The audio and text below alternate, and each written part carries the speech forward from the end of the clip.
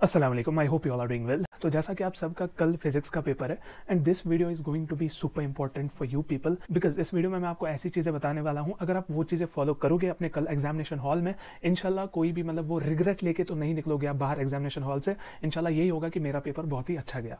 ठीक है, तो इस वीडियो को एंड तक जरूर देखना। देखो, फर्स्ट ऑफ ऑल अगर हम बात बताएं, ये चाहे 10th की बात करें, 11th की बात करें, हम 12th की बात करें, देखो मेजॉरिटी ऑफ स्टूडेंट्स का पता क्या सीन था, सर हमने सीरीज गलत लिख ली, सर हमारी सीरीज जो है हमें वो लिखना भूल गया, तो क्या कोई प्रॉब्लम होगी? मतलब मोस्ट ऑफ द बच्चे मुझे ये पूछते हैं। देखो, सीरीज अगर आप लिखना भूल गए, अगर कोई 10th या 12th का भी देख रहा है, अगर आपको सीरीज लिखना भूल गई है अपने पेपर में, लेकिन आपको जो सीरीज आई थी, फॉर एग्जांपल आपको एक्स सीरीज का पेपर आया था, तो वहां पे अगर हम बात बताएं आपने एक्स सीरीज के ही क्वेश्चन सब अटेम्प्ट किए हैं अपने पेपर में, लेकिन सीरीज लिखना भूल गया, तो उसमें कोई भी दिक्कत नहीं है। वहां पे जो इवैल्यूएशन करेगा आपके पेपर की, वो खुद ही समझ जाएगा कि ये किस सीरीज का पेपर है। ठीक है, अब अगर कोई बंदा ऐसा है उसको एक्स सीरीज का पेपर आया है, उसने क्या किया है, कुछ क्वेश्चन एक्स सीरीज के लिखे हैं, कुछ क्वेश्चन वाई सीरीज के लिखे हैं, तो वहां पे उसने क्या लिखा है, मतलब लिखी तो होगी सीरीज उसने वाई, लेकिन उसको आई होगी एक्स, लेकिन उसने मिक्सचर किया हो, मतलब नकल वकल किया हो, तो वहां पे उस बच्चे के लिए प्रॉब्लम हो सकती है। ठीक है, मैं पहले ही बता रहा हूँ। अब मेन मुद्दे की बात करते हैं कि आपको कैसे क्या करना है कल एग्जामिनेशन हॉल में, ताकि आपका पेपर बहुत ही मस्त जाए। ठीक है, तो पहली चीज, जैसे आप एग्जामिनेशन हॉल में जाओ ना, देखो जैसे आप बैठो वहां पे, जहां पे भी आपकी प्लेस हो बैठने की,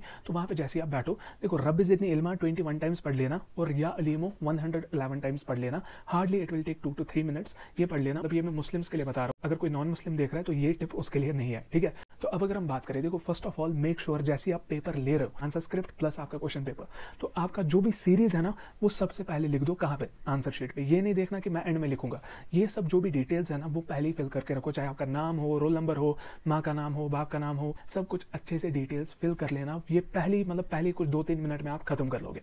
ठीक है, बिकॉज मैं ये नहीं चाहता कि कल भी कोई ऐसा बच्चा आए कि मुझे सीरीज लिखना भूल गया। ठीक है, ऐसा मैं नहीं चाहता। ठीक है, तो ये चीज मेक श्योर आप पहले ही सब कुछ अच्छे से फिल कर रहे हो।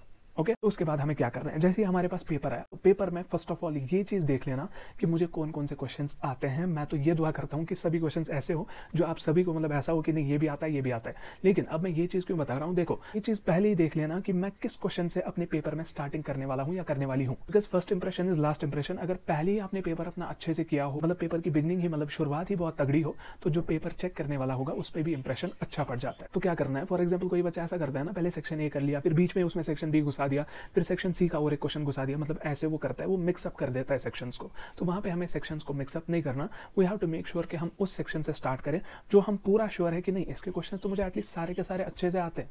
ठीक है, मतलब इसमें कोई गलती नहीं होगी, तो उसी सेक्शन से आप स्टार्ट करोगे, उसी क्वेश्चन से आप बिगिनिंग करोगे अपने पेपर की। ओके, ये रही पहली बात। तो अब जो दूसरी बात है, जैसे आप आंसर लिख रहे हो, फॉर एग्जाम्पल कोई सा भी आंसर, ठीक है, तो उसमें जो भी इंपॉर्टेंट पॉइंट्स हो ना उनको अंडरलाइन करना है। मैं हाईलाइट वर्ड यूज डेलिबरेटली नहीं कर रहा, बिकॉज बहुत सारे बच्चों को फिर ऐसा लगता है कि हाईलाइट मतलब हाईलाइटर हमें साथ लेना, वो एशियन पेंट हमें साथ लेना है।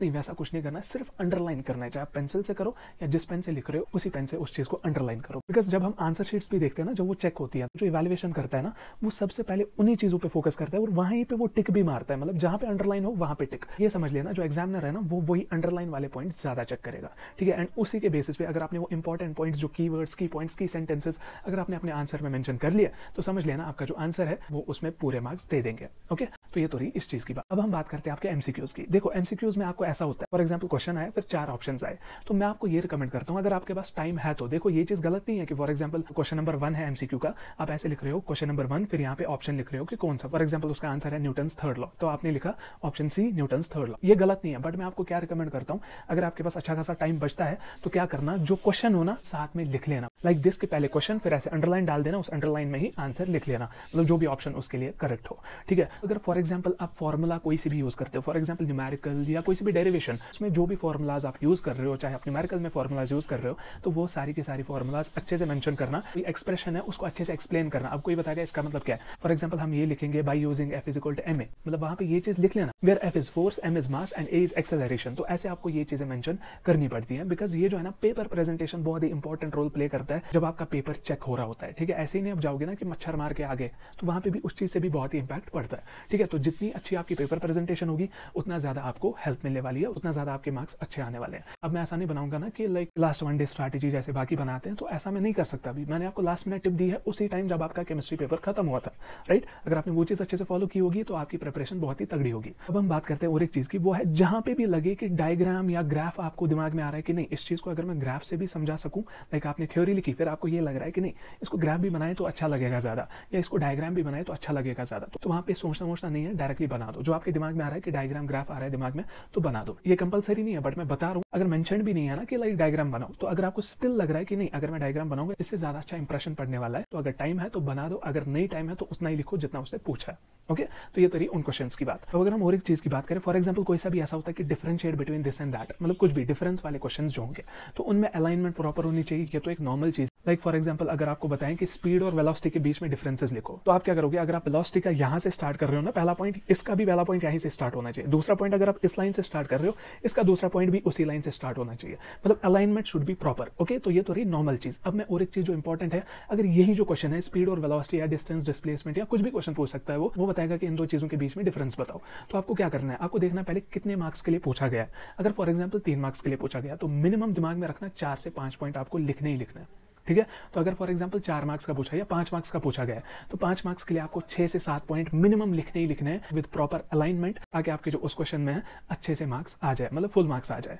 ठीक है, अब मैं और एक चीज की बात करूं, वो है आपकी डेरिवेशंस। तो डेरिवेशन जो भी पूछता है, डेरिवेशन में हर एक चीज मेंशन करनी है। मेन चीज होती है डेरिवेशन में, अगर उसमें डायग्राम है ना, तो डायग्राम में जो भी लेबल वगैरह करना हो, मतलब कौन सा कंपोनेंट किस कंपोनेंट को क्या बोलते हैं क्या नहीं बोलते हैं, या आपको कोई ऐसी डेरिवेशन है जिसमें कोई ऐसा मतलब डायग्राम वगैरह सीन नहीं है, तो उसमें हर एक एक्सप्रेशन को हमें अच्छे से डिफाइन करना है। हर एक चीज मतलब जो भी उसमें छोटी सी छोटी चीज है ना, वो आपको अच्छे से डिफाइन करनी है। लाइक मैंने ये यूज क्यों किया यहाँ पे, मतलब ये अगर इस स्टेप से ये स्टेप में जा रहा है, तो ये स्टेप हमारे पास आया कैसे, तो वो चीज आपको उस डेरिवेशन में समझानी है। ओके, अब और एक चीज जो है वो है जो कैलकुलेशंस है। फॉर एग्जांपल आप न्यूमेरिकल कर रहे हो, तो अगर आप ऐसे कर रहे हो कि जल्दबाजी में कैलकुलेशन कर रहे हो, मतलब उसमें ज्यादा टाइम जाता है। हम पहले कुछ कैलकुलेशन करते हैं फिर कट करते हैं, मतलब रफ वर्क अच्छे से रखना, कहीं पे साइड में रखना या कोई और अलग से पीछे वाला पेज रख लेना इसके लिए, मतलब रफ वर्क के लिए। तो अगर आप वहां पे न्यूमेरिकल सॉल्व कर रहे हो, तो फिर ऐसा होता है कि कुछ गलत हो गया, वो जल्दबाजी नहीं करनी है, मतलब प्रॉपरली, मतलब वो ध्यान से धीरे धीरे से कैलकुलेशन करो, ताकि जैसे आप एक ही ट्राई करो, एक ही ट्राई में आपका जो आंसर है वो करेक्ट आ जाए।